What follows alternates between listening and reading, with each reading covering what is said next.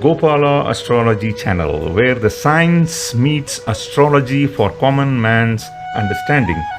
Subscribe and stay tuned to this channel for continued astrological update. To Gopala Astrology channel once again, ladies and gentlemen.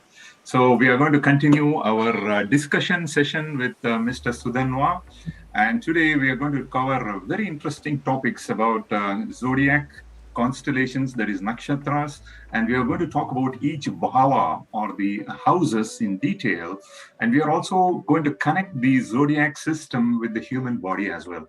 So it's going to be a very interesting topic. Please stick out to this video until the end. It's going to be a very interesting question and answer sessions.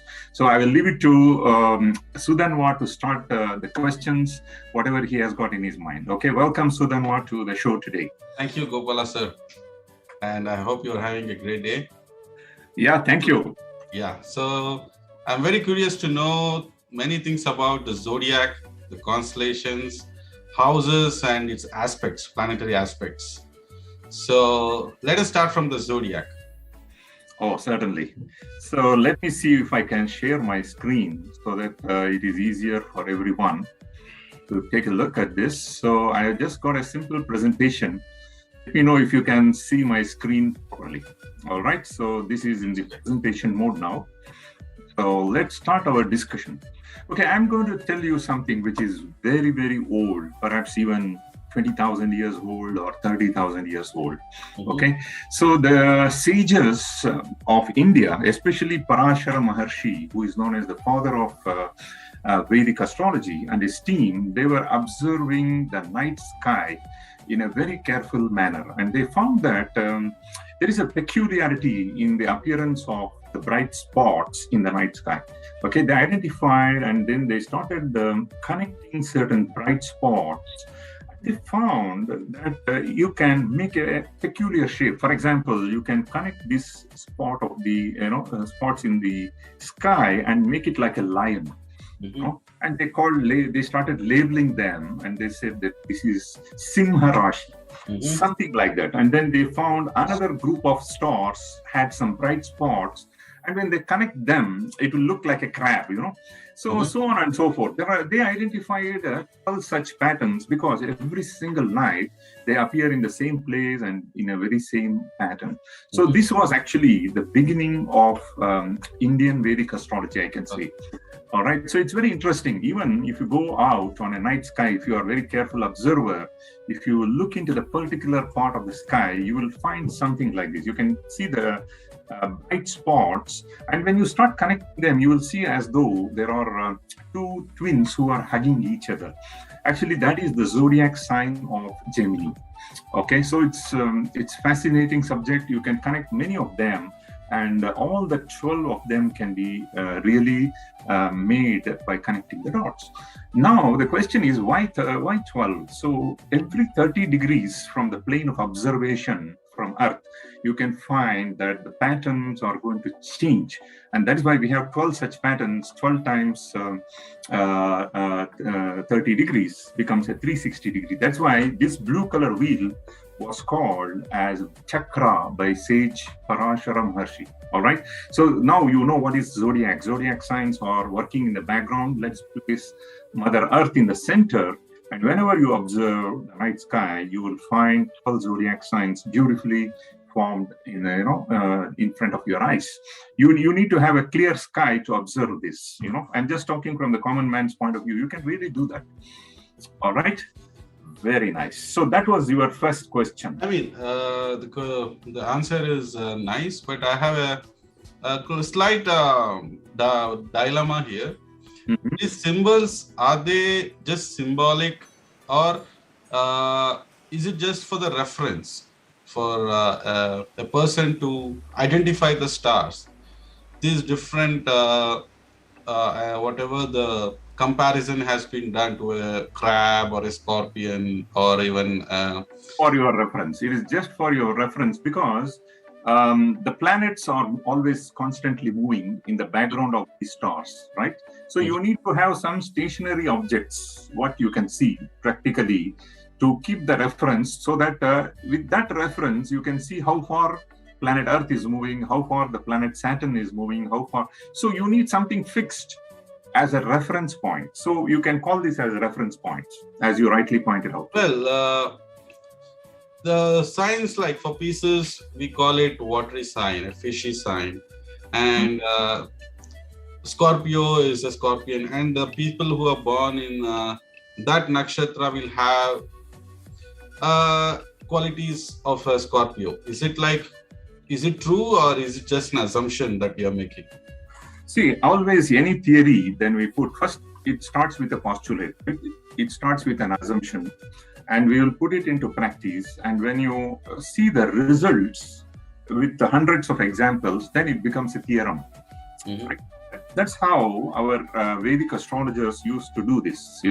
When they start seeing an object like a scorpion in the background of the night sky, a particular thing, and then they started analyzing if a moon is coming to the background of that particular group of stars and a person is born, and how the character of that person is going to be. And it so happens that it took a lot of data to be collected until they really came out with this theory.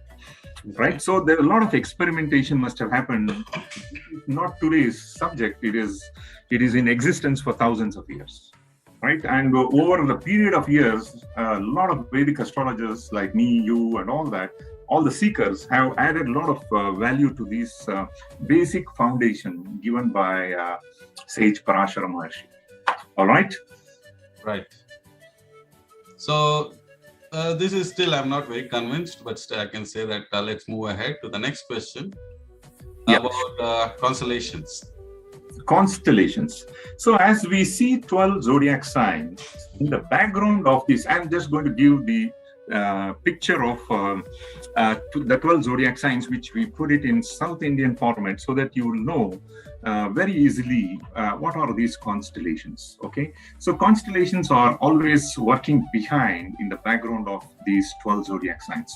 So what we say here, the first portion, Mesha Rashi, the first 30 degrees, what was identified by the sages, it has got 3 nakshatras or 3 constellations working.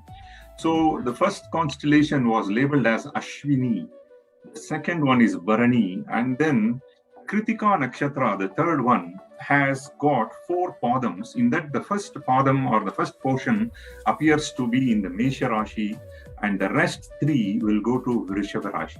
So what are these padams? So padam means it is the portion. So every star, we call it as a constellation, has got 4 padams or the 4 portions. So the nature, when the moon moves over these padams, each one, so the person who is born with, for example, Ashwini Nakshatra first padam, he will have a different kind of mental attitude. And the person who is born in the Ashwini Nakshatra second padam, he may have slightly different characteristics. Even though they are all belonging to Mesha Rashi or the Aries zodiac sign, each constellation is further divided up, and then they will have different set of characteristics. Right? All these are done through experiments, and several thousands of horoscopes are made, and it is studied with respect to the characteristics of the persons, and that's how it is all made. So we have 27 such constellations. It starts with Ashwini, Bharani, Kritika, Rohini, Mrigashira, and so on and so forth. If our viewers can take a screenshot of this, they will understand beautifully how the pattern of stars are split in the 12 zodiac signs until the last nakshatra, which is known as Revati, which gets ended up in the Rashi of Meena Rashi. All right? So that's how we can explain the connection between constellations and zodiacs. So we will have all the 27 nakshatras split in this form inside the 12 zodiac signs. So this says that more than the zodiac, the constellations have more significance. It is something like when you want to find an address. So first you will find out you are looking for an address in Mysore, and then you will look for another address. Maybe this guy may be staying in Kuanpu Nagar. Right? We have not gone to the house yet. I'm talking about the main location. Right. And then the Rashis are like city names. So this is more specific. So this very, very specific. Yes, that's why we always keep dividing. Right? We divide. If you remember our last week discussion, like Navamsha Kundali. yes. So we divide the 30 degrees by 9 portions, and we call each portion as Navamsha. So something like that. So here we are dividing them and then giving certain assignments of constellations to be more precise. So the main purpose of this that is used in Vedic astrology is this. So let us say, for example, a person is born in Ashwini Nakshatra. So it's a Ketu Nakshatra. The ruler of Ashwini constellation is Ketu. And then the time period. See, there are two aspects always you must remember in Vedic astrology. One is what is going to happen to the person, okay, by seeing the horoscope. And then second question is when it can happen. So the question when is answered by these constellations. That means everything starts with something called dashas and antaradashas. So I just now mentioned that Ashwini Nakshatra is Ketu Nakshatra. So the people who have got their moon in Ashwini Nakshatra, they will start their period of the cycle of this dashas and antaradashas starting from Ketu. So they will have Ketu dasha to start with. For example, if the person is born in Ashwini Nakshatra first padam, then they will have all the 7 years of Ketu Mahadasha. Right? If a person is born in the second padam or the second portion of Ashwini Nakshatra, then the first the first portion, the period is already called Garbhagatam, and we have to divide that 7 by 4. And in that, the quarter portion is to be eliminated, and we say the person may have only about 5 years of Ketu Dasha. We have to calculate it mathematically. Nowadays, we have wonderful softwares. It will directly give you what are the dashas and antardashas for each horoscope very easily. So that means each constellation is associated with the planet. Associated with the lord of the planet. Lord. There is a lord for every constellation and every zodiac. So zodiac sign Aries is ruled by Mars as the entire thing. All the 9 padams are there. The 4 padams of Ashwini, 4 padams of Bharani, and 1 padam of Kritika. So there are 9 portions. The 9 portions all are coming under Mesha Rashi, and it is ruled by Mars. But individually, they may have different characteristics under the constellation of Ashwini, Bharani, and Kritika. And Bharani is ruled by planet Venus, Shukra, and Kritika is ruled by Sun. I just want to interrupt you here. When you say that the whole house is ruled by one planet, how can individual constellations be ruled by different planets? Exactly. Now we have Narendra Modi, who is the Prime Minister of entire India, and we have 26 states. Union territory, it keeps on jumping. Let us say there are 25 states. So each of 25 states, you have chief ministers, right? So Narendra Modi cannot look after the whole of the India. He has to assign certain rules and regulations and leave it to chief minister of the states.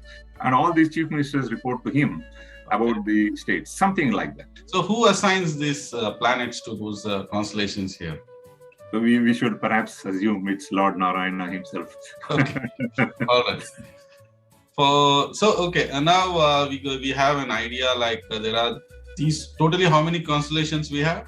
We have 27 constellations. Okay, we have 27 nakshatras or constellations. We will include Abhijit Nakshatra as the 28th one, but we can ignore that. In classical astrological textbook, Brihat Parashara Hora Shastra, we are only given 27 nakshatras. So as you have written in your chart, each Rashi is 30 degrees and each nakshatra is 13 degrees.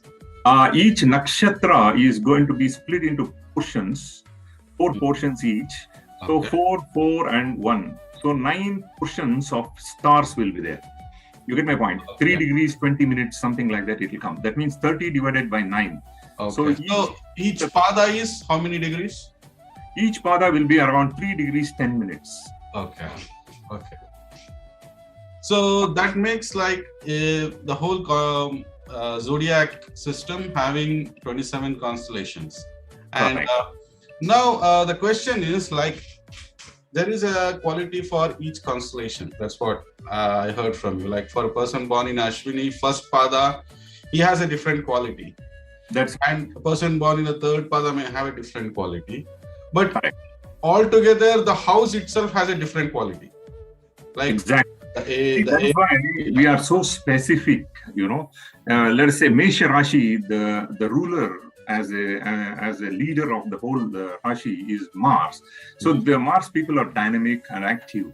So in that, if you go into Ketu, who is the ruler of Ashwini Nakshatra, so Ketu has specific assignments. So he will be dynamic and he will focus on that Ketu area. Okay. Bharani is Venus. Venus is the planet of beauty and relaxation, enjoyment. So the people will enjoy dynamically. I mean, so, that is, how do we, unless we see that person, we cannot really know what qualities he possesses. Yeah, exactly. So there is a study that is conducted over thousands of years now, and then we have very clear characteristics of each of them, right? So there are books I can recommend you, and then you can go through those, and then each of the nakshatras and characteristics are clearly depicted. Okay. It can be done. So in our discussion, I don't want to go into each one of them one by one. Maybe we will do certain videos separately. But what you should understand is there are 27 constellations which will define specific natures. So not all Mesha Rashi people will have the same nature. Right? Not all Vrishabha Rashi personalities will have the same nature. So they will be having generally they will be bold and brave, Mesha Rashi. But at the same time, when you go specifically, they will have additional characteristics. That's what makes a person. Okay. All right? Yeah, this is a very the previous slides. Let's see whether I can show you some more information. Okay, that's all I wanted to say. Connect the dots. Okay, what's your next question? So the next question is, when we're talking about constellations and each houses, I would like to know what are the qualities of each house, what are the basic nature of those houses, and how do you define a Lagna or an ascendant? Why an ascendant? Very good, very good. Okay, for all the answers, first thing, this slide is the most important slide of all. If you understand this one slide, then you will have a very good understanding of Vedic astrology. That's what I see. That's what I say to my clients also. So whatever zodiac signs that I showed you in the chart, you can always relate that chart to the human body itself. The entire human body, right from the head to toe, the 12 zodiac signs can be assigned clearly in the Kala Purusha Kundali. All right. So depending on person's Lagna, what is Lagna, I'm going to tell you shortly. The first portion will lie in his head. Okay. So for theoretical purposes, let us put Aries as the first portion. Okay, first zodiac sign. And let us assume a person born in Mesha Lagna. So his body is going to have the 12 zodiac signs in this manner. From the tip of the head, top of the head, until the mouth region will have Aries or Mesha Rashi. The region between the mouth and the beginning of the shoulder plates, that means the entire region of neck and the mouth, we call it as Taurus or Vrishabha Rashi. The two arms represents the Gemini. Two arms are the two hands because it's twin in nature, and it's also called twin sign. All right. The entire thoracic cavity, which houses your lungs, two lungs, and the heart, is called Kodak Rashi or the Cancer zodiac sign. The upper abdomen represents Leo. Okay, that is where you have the solar plexus, our ego, and then the middle of the abdomen represents Virgo, and kidneys, which are also dual in nature, it represents Tula Rashi or the Libra. The Scorpio represents the sexual organ. The thigh region is Sagittarius or Dhanas Rashi. The two kneecaps, actually, the kneecaps is actually Capricorn, and then the Aquarius is the leg region. The two feet, finally, you can call them as yin-yang symbol, as Chinese say yin-yang, right? So that is actually the Moksha Karaka symbol of Pisces. That's why Pisces is considered as the last zodiac sign. And the ruler of that, as I told you in modern astrology, it is Neptune, which represents Mahavishnu himself. So Pisces is the Moksha Karaka symbol. And that is the last zodiac sign. So this is a very theoretical one, what I'm just representing here. Depending on the person's Lagna or the ascendant, okay, you are going to have different zodiac signs in the head region. So all these are going to change in the cyclical patterns. For example, a person is born in Vrishabha Lagna, and the Vrishabha Lagna, the Vrishabha Rashi goes to the head region. Then comes the Gemini becomes his throat region. Right? Cancer becomes his two shoulders. So the signs will keep changing to the different parts of the body. And in the same cyclical pattern. The pattern shall never change. Right? Only the Lagna is going to change. Lagna is very, very important because it represents our head. So we can say this as the default Lagna. The Aries is the first. Aries is the default Lagna, and we call it as Kala Purusha Kundali Lagna. Okay. So like as the Lagna changes, the places of the planets also will change, or the houses. The houses are going to change. Now, you brought a very important point, the word houses. So what exactly are the houses? I'm going to just important to know whatever the 12 zodiac signs we just explained are put in a beautiful chart here. So first of all, Lagna or the ascendant, right? It is something which is rising in the eastern direction. That means I just showed you the 12 zodiac signs right here. So let us say a person is born in India, New Delhi, and 8 a.m. in the morning, for example. 8 a.m. morning on a particular day, on that particular timing, from the New Delhi, I'm going to draw a tangent, the eastern horizon. Okay, why east? The earth is spinning east to west on its axis and then going around the sun. So I'm going to draw a tangent, the eastern direction. That tangent is going to hit one of these 12 zodiac signs. All right. So that particular zodiac sign, it becomes the Lagna for that week. Is it complicated? Should I repeat? Whatever you see right now, you are sitting, as you sit and face the east direction. Right. That sign which is rising is called ascendant, which is ascending. Okay. In the western side, whatever is there, it is called descendant. Right. Got it. Right? Got it. This is ascendant. So that is Lagna. And that becomes, if you carefully observe our Lagna. One question, I just want to interrupt you. So ascendant is where the sun is rising. No, nothing. It has nothing to do with sun rising. Okay. It is everything to do with the eastern direction. That's all. If a baby is born, let us say 10 p.m. in the night, there is no sun in the east. But whatever zodiac sign that is rising in the east, that becomes the ascendant zodiac sign. Sun is a planet. Sun is a graha. Don't bring sun here. Just think about the rising. I'm not relating with the sun, but how are we calculating the ascendant? I mean, like for example, in a 24 hours, how many ascendants are going to change? How is it? Beautiful. That's a wonderful question that I was about to tell you that one. See, what we have done here is this. Our planet Earth is divided into vertical lines. There are 24 vertical lines, and we call them as longitudes. So we have 24 of them. So we have 12 zodiac signs. So for every spin that is going on, every 2 hours once, one zodiac sign gets exposed. It means 2 vertical lines passes out. Right, one zodiac sign gets finished. One Lagna is going to finish. So roughly, 2 vertical lines has to pass through. That's roughly every 2 hours. Because there is a gati vigati.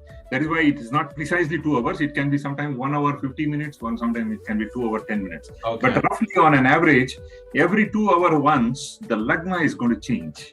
Okay. Right. That's why this Lagna is nothing but the Mahurtam. Right. For example, you want to go and do your housewarming ceremony, Griha Pravesham.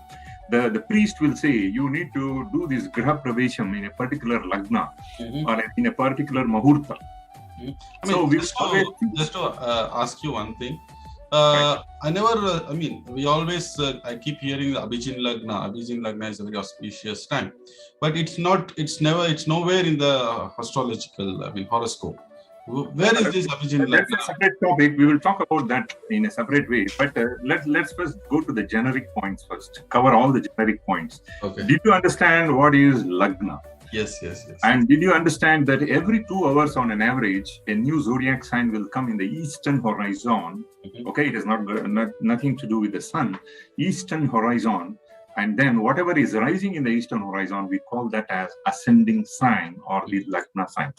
So whenever you want to fix a Mahurta or doing a good auspicious ceremonies like marriage or any Griha Pravesham or threading ceremony for a Brahmin and all that, we will always see that a good zodiac sign is rising in the east at that particular point of time. Okay. And there is a very good beneficial aspect of Jupiter on that Lagna. Okay. Right? So that's how it is decided. So now coming back to the question of the Lagna, one more important thing you need to know, this Lagna can be written for anything on this planet. For example, formation of India, right? A country can have a Lagna. A country can have a horoscope chart, right? For example, if you just go back to the data handbook, we call that as Panchangam. Mm-hmm. When you take the Panchangam of 1949, 15th August, 12 a.m. in the morning, early morning, then 47. You can, 1947, you can find the horoscope of our country, India. Right? So on and so forth. Singapore, 1965, August 9th, 10:30 in the morning, we have that. So everything that takes its birth, we can make a horoscope. And as long as that is in a good position, it has got good planetary alignments, the country is going to progress well. Mm-hmm. Right? So that's the belief system that we have. Mm-hmm. All right? So that's it. And now coming back to this question about the bhavas. What do you mean by bhavas or the houses? Right. See, once you fix the Lagna, right, that Lagna will come over here. This Lagna I have just taken as Mesha Lagna for easy reference. This Lagna can be anywhere. It can be Vrishabha or Mithuna or Vrishchika, Dhanush, anywhere. This number one can shift to any houses. That's what I told you. The head can shift to any house. Right. Now, if you assume this is the Mesha Lagna, the first house is actually the brain or the head of the person. So it represents you yourself as a person in this particular birth. Mm-hmm. Okay, and then it shows all about your appearance. Mm-hmm. It talks about the things that you are going to do. The very basic purpose of this life is defined in the Lagna. Okay. The second house represents your family. Means I'm talking about the family that was created by your father. That means the family that involves your parents, your brothers and sisters, siblings, and you yourself. The place where you live around is seen in the second house, second bhava, right? So it also shows your speech, the way you talk, because it represents throat for the Kala Purusha Kundali, right? It also tells you what type of food that you are going to ingest. Right? What quality of food? If it is a beautiful Rashi there, and the good aspects are on this particular house, I'm going to come to the aspects very soon. Okay, this particular person is going to have very good food, good quality food in his life, and it also talks a lot about savings. It's actually wealth. It's actually accumulated wealth. It is not the incoming gains that you are going to do in this wealth, in this life. That is actually 11th bhava. The incoming gains is 11th bhava, whereas second bhava is the savings, something that you value. It's already, maybe your father is rich, automatically your second house will be very good. Okay. So it's all about the wealth and value-added things in your life we can see in the second house. And third house represents younger siblings. Please note that it is younger siblings. Elder siblings can be seen on the 11th house. Okay, so the third house is very, very important because it represents your shoulder, your arms. The efforts that you are going to put in this life is really seen in the third house. All about your skills that you have, the way you talk, communicate, all that is seen in the third house. So third house is really the efforts that you are going to pump in a lot of efforts in this present life. And it also shows your courage. If the third house is very weak, the person will not be courageous at all. You know, and if the third house has got Rahu, for example, Arnab Goswami, he has got Rahu in the third house. You can see how the way he conducts debates, right? He calls people and scold them. So he has got Rahu there. Rahu is going to explode his third house, right? That's what his third house all about.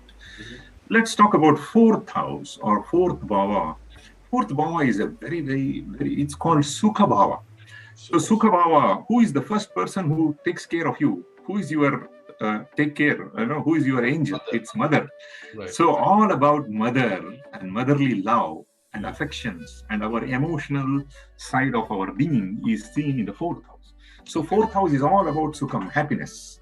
Your home. You are very happy in your home, right? Mm-hmm. So you are always you whenever you come back from office, you like to relax, stretch your legs in the home. Mm-hmm. Home atmosphere is very, very important for you, right? That's the beauty of fourth house.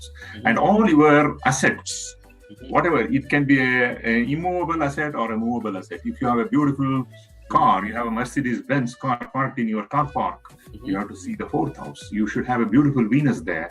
Right. And that's all about fourth house. It also talks about your basic degree, the bachelor degree. The master degree is seen in the ninth house. The bachelor degree is seen in the fourth house. It's very, very important. All your academic degrees that you are going to acquire is seen in the fourth house. Okay? The moment you go to the fifth house or the fifth bhava, this is the Purva Punya Sthanam. Whatever you have done in the past lives, or the immediate life or the previous so many lives, it's all going to get snowballed. Whether you have done good or bad is going to be seen through your fifth house. Fifth house is all about your intelligence. It also talks about your creativity, right? So children are created by you. So you can see the children, whether the person is going to bear a child or not, whether it's going to be a male or a female, everything can be seen through the fifth bhava. It's a very, very important bhava because it's also a portion of final house. It's also called Lakshmi Sthana. So fifth house is extremely important. People like Bill Gates, they have Venus there. So they will have very, very good liquid cash in their under their belt. All right. So that's what is the importance of fifth house. Fifth house, 1, 5, and 9. I call it as trinal houses, right? Yeah. So next to Lagna, the most important house is fifth house. Okay. Next, let's talk about sixth house. Sixth house is very interesting. Running the 30 minutes past. We should be probably wrapping up in a few minutes. Oh, it's okay. We will see how much we can cover. Okay. So this is very important to know. Sixth bhava or sixth house. Sixth house is the house of competitions. See, when you see the reel starting from 1, right? 1 is you. Who is the next level is the family.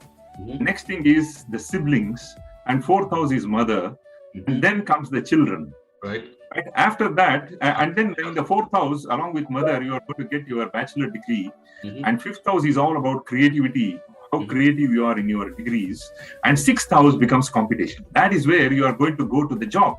You have to compete with the real life problems, right? So you will have competitors, you have to beat them, and then you have to get into a job. You want to go to a job interview, there will be 10 people waiting. I'm just giving a 10, maybe 25 people waiting.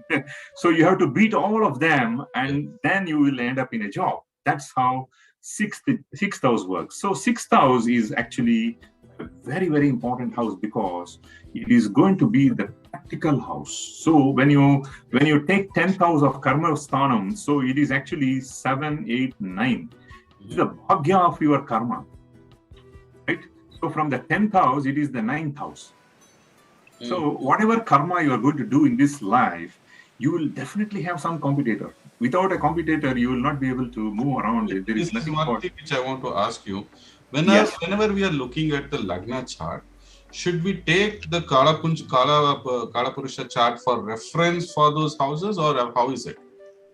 No, the moment you plot your horoscope chart, you will get your personalized chart based on the time of your birth. Right. You will have that as an ascendant. Okay. Right. So I have just taken then the Kala Purusha chart is just for our reference, right? Reference. It is not for the horoscope. It's not for the whole horoscope. See, for example, person born in Simha Lagna, they will have number 5 as their first house. So all that which is written here will come to number 5. This is a very important question actually, because a person who is learning a horoscope or who is a beginner usually has this confusion where to look at the houses. Is it from the Lagna or is it from the Kala Purusha chart? or the default chart? It is always from the individual Lagna of a person. Individual Lagna. You don't have to worry about any other things. Start with Lagna as your first house, and whatever is written under the number 1 here will go to that particular Lagna. So that means the constellations are actually moving. So when this is in the default position, this applies. Otherwise, it's of no use. I mean, it's null and void. Null and void, and you have to apply it to that Lagna which is there. That is true. What I'm saying is the 1, 2, 3, 4 as a default numbering only applies when that constellation is in default position. Otherwise, it doesn't apply. You have to shift it. Yeah, correct. I mean, when we shift it, it goes to that position of the Lagna. Right. See, we have to start from some reference point, and we have started with Mesha Rashi. That's all. It is a 360-degree belt. It can start from anywhere. Whichever the earth is spinning. So the rising point is we have made it as Aries. Just for our reference. Reference. Got it. So the next part of number 6, the house number 6 is all about enemies, your digestion. It's all your abdominal area. Okay, Virgo, Kanya Rashi is the Kala Purusha Kundali's 6th house. So it is represented by a girl carrying one hand. You have the hand. Right. So the doctors and all the professional people who are in the health field can be seen with 6th house in a very powerful way. If there is an exchange of houses of lords, 1 and 6, that means first lord in the 6th house, 6th lord in the 1st house, and all that. Such type of people can go to the healing profession. Right. So 6th house also talks about loans that you take, Rinam. So whatever loans that we take in this life can be seen from the 6th house. All right. So whatever diseases that you are going to get is seen in the 6th house. And please note one thing, 8th house also talks about sickness and diseases which cannot be cured, whereas 6th house can be cured. The diseases caused. This is something which people discuss, but I don't have that much of the clarity, or we have to give clarity in this video.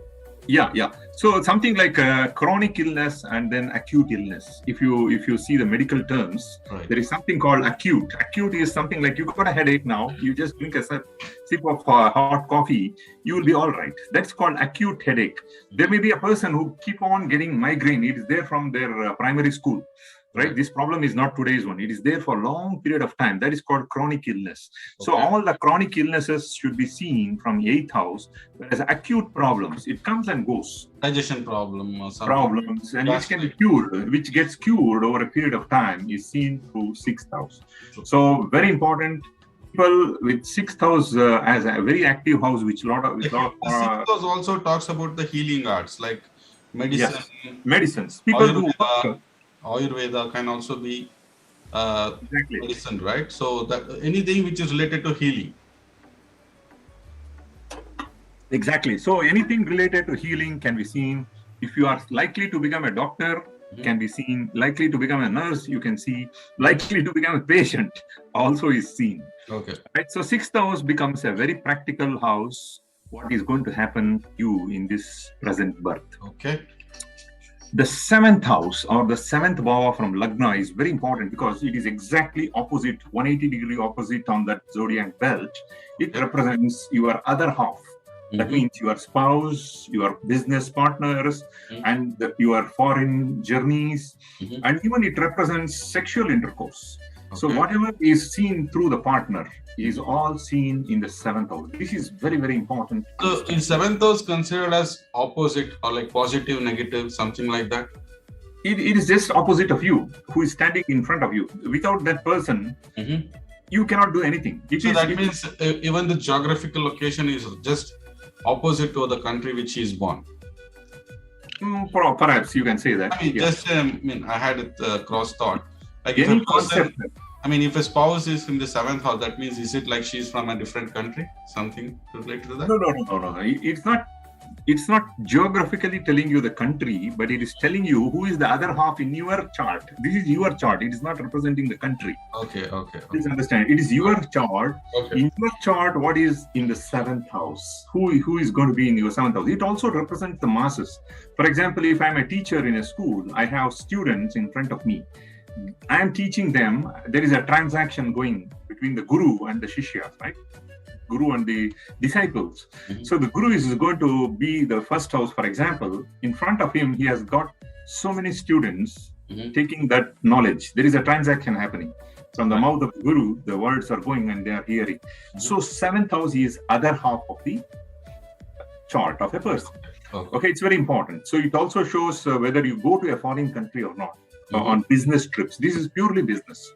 Okay. And that's why, please understand, the 7th house in the Kala Purusha Kundali is Libra, Tula Rashi. This is where Saturn gets exalted. Saturn does very well on negotiations. But this house is the house of Venus, right? It's purely the house of Venus. Yes, right. Exactly. Exactly. Okay, let's move on further. The 8th house is when I'm talking about 8th house, I will also tell you something called Bhavat Bhavam effect. See, every Bhava which is there is the gain of the previous Bhava. Right? Okay. So for example, your family is the gain of you. You were born and you made a gain to your family. Right? That there is a new member added. Yes. And then you have a gain of 2nd house because of your family that exists, you have siblings. Right? And then, because of all siblings, parents, everyone together, it forms a home. That is 4th bhava. The gain of the 3rd bhava is 4th bhava. All your efforts is to get the sukham in this life, right? So once you have sukham, you will go for the next creativity. You will have children from you. So you can see everything. Once you have all that basic needs and all that, you will go for competition. You will go for business. You will go for job. You will go for your profession. Right. So once you got settled in your profession, you will go for your marriage. It's so on and so forth. And 8th house is the gain of 7th house. So that means 8th house represents your in-laws. Because of your wife, she married you, your in-laws also got into your family. So whatever inheritance you may get from your father-in-law, for example, whatever dowry and all. It's illegal. I'm not supposed to discuss that. Yes. Whatever inheritance that you get is all seen through 8th house. 8th house is something hidden deep. You do not know what you get from there. Okay. Sometimes you have to pay. Lene ke dene padega. If there is a bad. Sometimes. It happens. It happened in my own life. Okay. So you may not get inheritance. You may have to bail out your own parents, for example. May happen. We don't know. So everything is seen in the 8th house. Okay. So 8th house is secret desires that you may have. Okay. Something related to death. It is called the house of the death. That is very, very important to understand. Okay. So that's why the Karaka for this 8th house is Saturn himself again. Okay. So it determines the Ayu, the longevity of the person. If the 8th lord is very weak, the person can have Alpha Ayu. One question. So yes, when you talk about the lord of each houses, correct, this is default to the house. I mean, this is taken from the Kala Purusha chart. And, yes. And that applies to every Lagna. I mean, in every house of every kind of Lagna. Correct. So for example, in our last week's session, I showed a chart which zodiac sign is ruled by. I'm coming to a very good question. Like for example, in a different Lagna, like the 5th house actual lord is different, but according to the number of the house, will the lord change? No. I don't see any confusion here. This 5th house is just a number given to Simha Rashi. Okay, from the Kala Purusha Kundali, you are counting 1, 2, 3, 4, 5. 5th one happens to be Simha Rashi. That's all. Simha Rashi who is the lord? Who is the lord of the 5th house? Simha Rashi is always ruled by Surya, according to classical astrology. I mean, now you are talking about the 5th house as Leo. If the 5th house is Gemini, who is going to be the lord of the 5th house? That person can be, that zodiac sign will be Mercury. So that means like whenever the Lagna changes, the lord of that house also will change. Oh, you should not confuse between the zodiac sign and the houses. Right? Houses means its position from the Lagna. And the Lagna can be any of the 12 Lagnas. Right? The zodiac signs are always fixed. Gemini is Gemini, it is ruled by Mercury. So for a person who is born in Tula Lagnam, in Rishabha Lagnam, it becomes his 2nd house. Correct. And it is ruled by Mercury. Right. The person who is born in Simha Lagnam, for example, this becomes first house, and for him the second house is also Mercury. Third house becomes Venus, so on and so forth. Fifth house becomes Jupiter. So that way house keeps changing. That's all. And the lord of the house also keeps changing. Yeah, but the lord of the house with respect to zodiac sign is fixed. It will never. I mean, when you're talking about the lord of the house, it is in reference with the Lagna. Lagna. Always go back to Lagna. Lagna. That was the clarification which I wanted. Excellent. So now you got it. So 8th house, as I was telling you, that represents our death, the way the person dies, the way the amount of life that he's going to spend, active life in this planet, is seen through 8th house, 8th lord, and a lot of aspects. Whoever is aspecting that house, it all depends on that. All right. The next one will be 9th house. 9th house talks about master degree, higher education. Right. 9th house is really ruled by Jupiter. That means the original 9th house of Sagittarius is ruled by Jupiter. It talks all about the university things, right? Higher learning, your belief system, your belief, nambike we call, right? The belief system is seen in the 9th house. So if your 9th house is strong, you have a Jupiter or a very positive planet there, your belief system will be very, very strong. If you have Rahu there, for example, you may believe, you may have a misbelief in your own religion, for example. Everything related to religious matter is discussed in 9th house, 9th Vava. Okay, so all the spiritual development, and also these are the siblings of your spouse, because I told you the spouse is seen in the 7th house, and the 3rd house, the younger sibling of your wife, is seen in the so that applies over there. Okay, exactly. Everything. See how beautifully these zodiac signs are interconnected. It is a beautiful science. If you really pay attention to it, you remove that astrology is a mythology. Remove that. It's a perfect science. It works. If you want to see the younger siblings of your wife, you have to see your 9th house. So if you want to see the mother of the spouse, is it also be 4th house from the 7th? That is 10th house. So is it also 10th, possible to see what the mother is? Yes, all about your 10th house. 10th house talks about the mother of your spouse. That is the 4th. That is the 4th from the 7th. That's why we call this as Bhavam effect. Every Bhava, you have to see that as individual, put it as Lagna and see.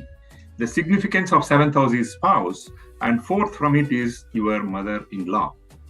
So that means if it is debilitated, you won't have a very good relationship with your mother-in-law? With the mother-in-law, if there is a bad aspect on the 10th house, if the 10th lord, the owner, the despot is a sitter of the 10th house, if he is weak, then you may not have a very good relation with mother-in-law, or you may not even have her, and things like that. Okay? So 9th house, we understood what it is, and then 10th house is extremely important. We are really born in this planet for 10th house, the karma sthanam. So what are we born for? What are the efforts that we are going to be? I'm not talking about the efforts that I mentioned in the 3rd house. So 10th house is actually the things that you do. With the courage that you have in the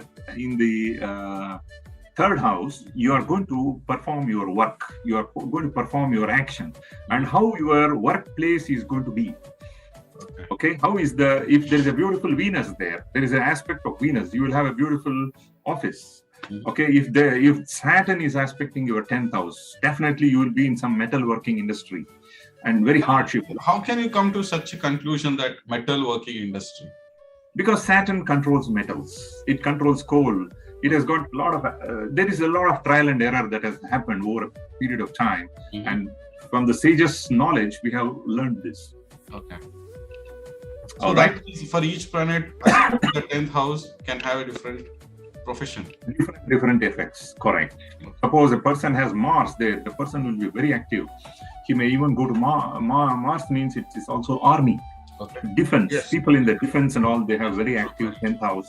I mean, I just saw the movie called Major, Sandeep Unnikrishnan, and I think his Mars is very powerful. Should be. Otherwise, he cannot be such a great gentleman in the defense field. Okay, so that's what we see. So whatever, and some North Indians, they say 10th house is father, but actually we always in the South Indian format, we always put 9th house as father's house. 9th house represents your guru and father.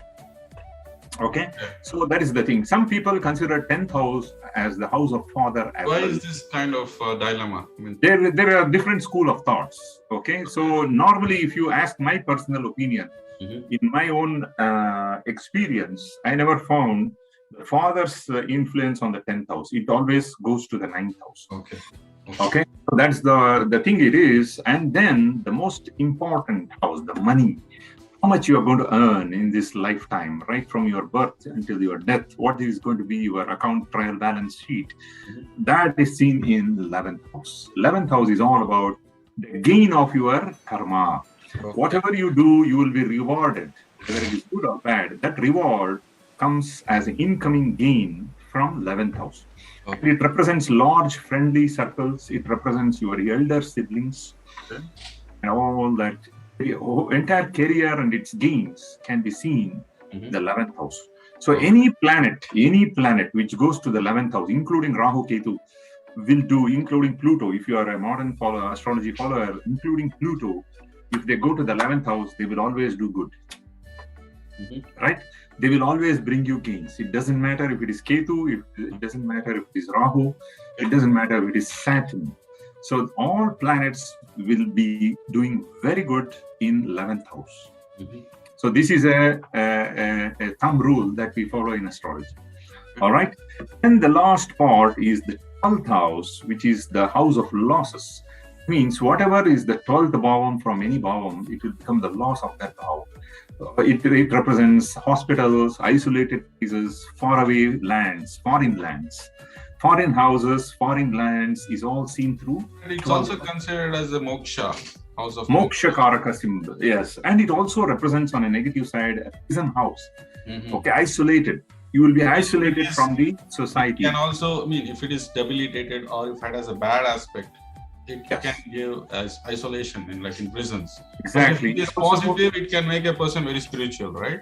Very, very spiritual. Highly spiritual. In fact, in modern astrology, we relate that to Neptune. Neptune is the ruler of Pisces, and that represents Vishnu Bhagwan himself. Pisces is ruled by Vishnu. We say the highest level of consciousness that we know, as per Hindu concepts. So that is ruled by Vishnu Bhagwan or Narayan himself.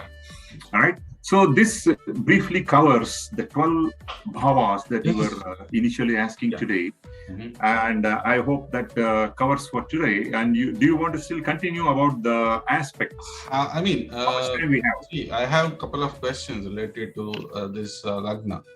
When Lagna falls between two houses, how are we going to come to a conclusion, or how are we going to define to which Lagna it falls? That is question number one. And second is we spoke about different houses and what are the qualities of that house. And next is how are we going to make out what is the effect of that house based depending on the planets. Like if a planet is falls on such houses, what effects it's going to give. I mean, and how are we going to come to a conclusion that if that planet is placed in such a house, what effect it has on a different house? So as we're talking about the aspects, planetary aspects. So I think... Let me start one by one. There are so many questions here. Yeah, I mean, this is why, because the reason I'm asking all these questions because we already crossed 45 minutes barrier, and should we take that in the next video? We can take that in next question, but I will just throw the light on the very first portion of that question, which you said, what happens if a person is born in between and things like that. Okay, so that is the Sandhi column between the two zodiac signs. For example, if a person is born in 29 degrees 59 minutes of Aries, Mesha Rashi, okay, will he have the characteristics of just a decimal point of a minute? He will be in the next Rashi. How precise we are.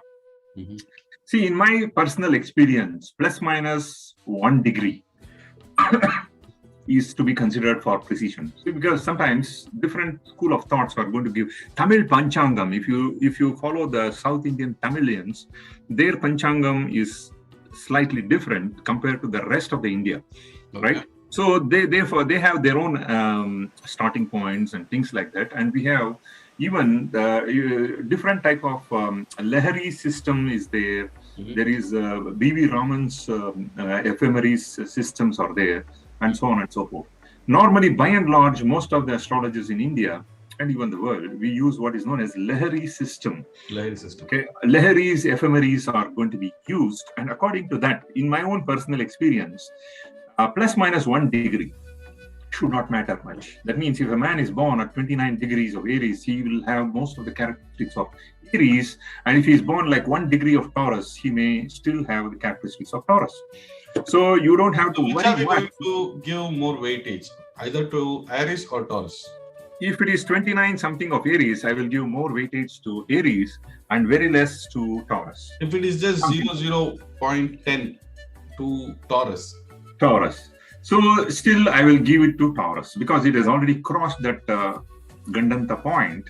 Okay. It has already crossed and we have to go through that. This is something, if you mathematically look or even if scientifically, as the degrees move, right? So the effects of the previous Lagna should also be there because there is no cutting. It may have traces of that, but the moment you should have a clear demarcation line. I told you 1 degree, right? So beyond 1 degree, it is going to be totally Taurus. If it is less than 1 degree, that demarcation line is very important. It is defined differently by different astrologers based on their own personal experience. In my opinion, what I have seen, if a person is born like 29 degrees and all that, we will give a lot of importance to Aries itself for the Lagna. Okay. And then anyway, we have nowadays the software, we go by the Bhava Chalita chart. Right. So straight away, they give you clear. For this, avoiding these confusions only, our Parashara Maharshi has given this concept. More than 15 degrees, if the Lagna is there, we will shift everything by that. And then all the planets are moved to the next house. Mm-hmm. Okay. So that concept is there. So if you go to Jagannath Hora, very easily you can make it out. You just put that Rashi Kundli chart on the top, and below you just put this. You will see that whichever planet is shifted, and even if Lagna is shifted itself. So Bhava Chalita Kundali chart is very, very important. Yeah. So this is also one thing because I was talking to one of my colleague here, and he also studies astrology. His teacher has told him, don't consider Bhava Chalita chart. I see. Yeah, so I mean, these kinds of what you can say. Different schools of thought. Schools of thought are there, and different, beliefs you can say. But we have to understand what is the ground reality, whether we should, because scientifically seeing what is important. What is real, we have to consider that. Exactly. See, if you are really interested, before we close this session, I'm going to just show you. I'll just open my Jagannath Hora Kundali chart here. It's a very simple software. I would like to share with you what I am, because for the benefit of the viewers. See, by default, normally this comes in Jagannath Hora. Let me reduce this. This is actually Bhava Chalita, the first one. It's not the first one is already Bhava Chalita. So normally, I straight away put that. See, Rashi Chakra is the overall one. Okay, Rashi Kundali. And then before Navamsha, I will always put this. Bhava Chalita, D1. So if you see these two, now as we speak, I have put the reference as Delhi. It is 7:18 in Delhi. Okay. Now, June 19th, discussion is going on.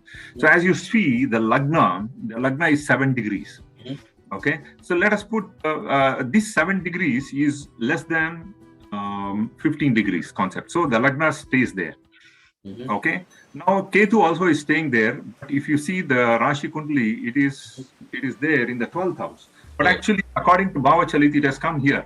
Why? Because if you see the Ketu's position, it has already crossed 28 degrees. It is almost coming to the next Rashi already. So when you make 0 degrees as ascendant and then consider plus 15 this side, plus 15 this side, Ketu has already entered the Lagna. So that means there are 2 ascendants. Like one is the... No. It's not 2 ascendant. Ascendant remains always the same in the same Rashi. But we will assign 0 degrees to ascendant. Okay. And then we will see what is there in the 15 degrees this side and 15 degrees this side. And if any planet... This is a very classical example. I just took it out. Vrishchika Lagna is going on as we speak in New Delhi right now. And Ketu appears to be in the 12th house, basically. It is there in the zodiac sign, Libra, Tula Rashi, that is everybody knew. We had a Ketu pair G, that happened.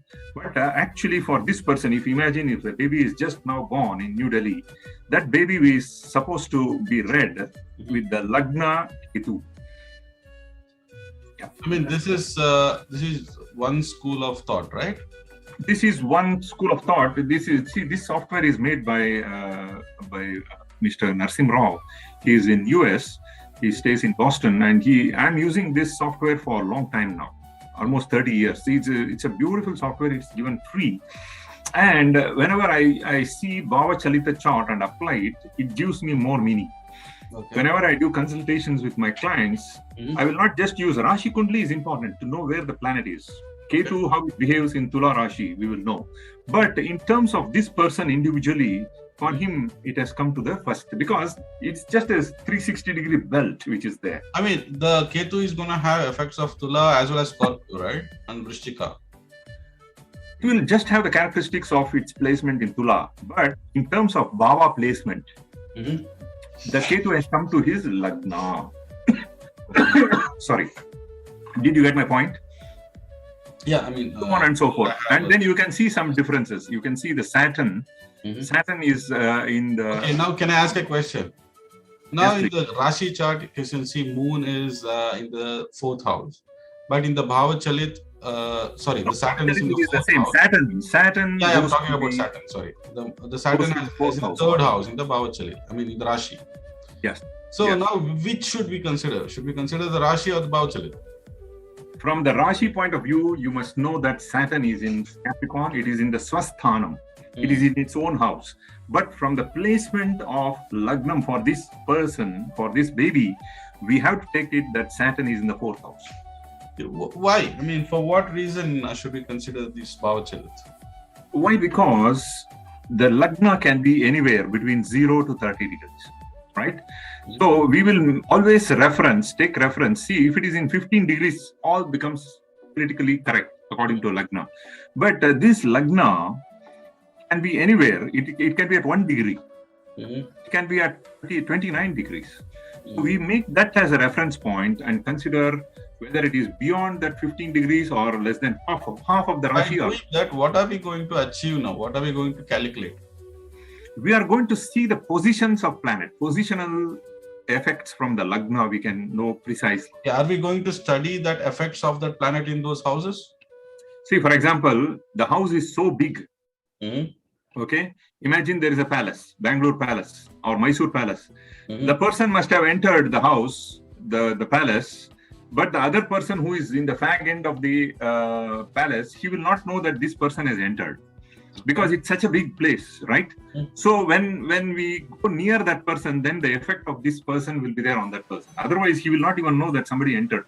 So the span of 30 degrees is so big, right? If Lagna is in the fag end of the Rashi, the effects will become very different. So So now should, considering now the Saturn position in the Bhava Chalit, so now we have to take the Saturn's effect of the 4th house instead of the 3rd house. In terms of positions. But in terms of results. In terms of results. In terms of results, you say that Saturn is in its own house. Okay, it is retrograde. Bracket means it's coming back. It's retrograding. Okay, and then you should say that it is in this particular nakshatra, which background we can see here is in Dhanishta nakshatra, second padam, second portion of Dhanishta nakshatra, and what results it can give. Dhanishta is the result of is owned by Dhanishta nakshatra is owned by Mars. Mars is a fire and Saturn is oil. That's why you can see what is India is burning right now. So many fights are going on. Whenever this combination happens, Saturn enters this nakshatra of Mars, there will be a lot of fights, rebellions, opposition going on. So that's what we can say. And in terms of this person, what is happening to him, the 3rd house and 4th house, and connect both of them and understand that there is going to be a problem with these 2 houses for this boy or girl. Okay, so it's a lot to talk about. Just understand Bhava Chalita chart should be used only to understand the placement of planets with respect to Lagna. Okay, that's all. Rest of the things you still need to see Rashi chart. All right. All right, sir. So we had a long discussion tonight. It was wonderful. And I like the way you frame the questions. Every now and then I introduce a concept, you have a question there. That's good. That shows that you are very curious in the field of astrology. And we will seek more and more in the coming weeks. And looks like this is a very nice way to put it up to the viewers here, so that many of their questions can be answered. Okay, if at all I do not know the answers, definitely I will pause it to the next week and I will bring up the answers. You will have. And always you will have different schools of thoughts, like what you mentioned about your friends, teacher, and all that. It's possible. We have so many schools of thoughts, and this subject of astrology has been refined by many scholars. Okay, and even one of these weeks, we are going to talk about modern astrology, which is my favorite, Mr. Greenstone Lobo's concept. I'm very curious about it, because nowhere I have explanations about planet XYZ except Greenstone Lobo. Except Greenstone Lobo, because it is his beautiful. I'm a big fan of Greenstone Lobo. I am using this in my consultations, and I'm finding it outstanding. Okay, so let's hear, and whoever is new to this channel, please subscribe to this channel and support us, and we will bring out more and more knowledgeable videos like this. Thank you very much. Thank you, Mr. Sudhanwa. Thank you, Mr. Gopala. See you next. Have a nice day. Bye-bye.